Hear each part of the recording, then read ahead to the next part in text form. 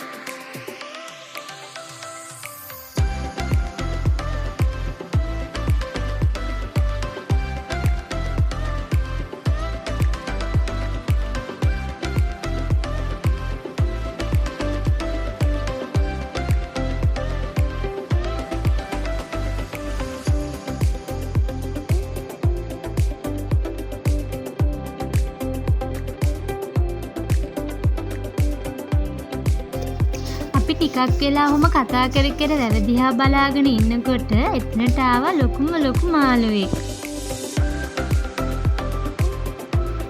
මහත්තයා කිව්වා එයාව අල්ලගෙන ගිහිල්ලා අපේ ගෙදර පොකුණක් තියෙනවනේ යාළුවනේ. ඒකට දාමුද කියලා. අපි හිතුවේ නෑ එයාව අල්ලගන්න පුළුවන් වෙයි කියලා. එයා ගොඩක් ලොකු මාළුවෙක්.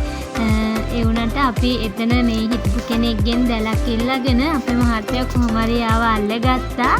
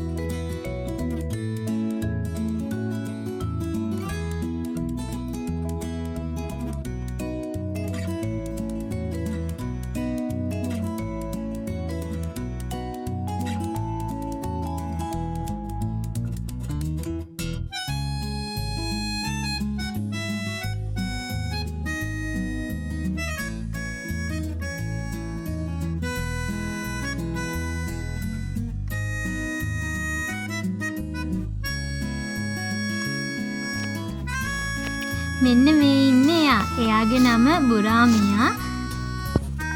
මෙයාව එතන හිටපු අය සල්ලි වලට ඉල්ලුවා. ඒත් අපි දුන්නේ. මෙයා ඇති කරන මාළුවෙක්.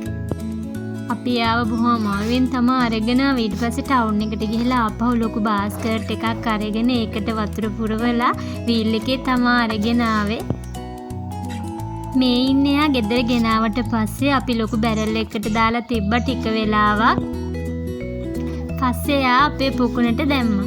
මේ බලන්නකෝ එයා ඉන්න ලස්සන.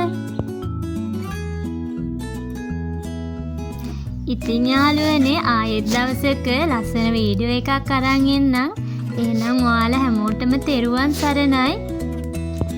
මාව සබ්ස්ක්‍රයිබ් කරන්න කියලා ඔයාලා හැමෝගෙම ආදරෙන් ඉල්ලනවා.